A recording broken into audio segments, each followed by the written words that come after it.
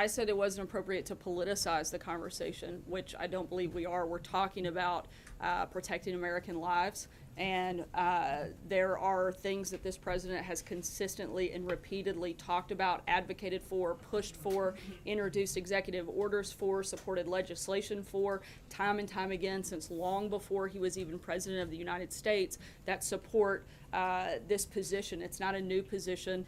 There are facts that we know about this horrific tragedy that we know caused some of the things in this horrific tragedy that I think determine what those policy positions that he's been advocating for long before yesterday are very consistent with the activity that could have prevented something like this from happening. The president invoked Chuck Schumer's name, so how can you argue that it's not a political argument that he's making? Look, Senator Schumer has supported these opposing policies, and I think that that is a very basic fact. Margaret, It's not unifying the country. Is he failing to unify the country at this he critical moment? helped implement them on the front end long before the Gang of Eight, and the Gang of Eight would have only addressed one part of that problem, as we've talked about many times before. He may have helped isolate one part of the problem, but it would have exacerbated so many other parts of the problem that fall within our immigration system. If you only address one part and not in the totality of it, and introduce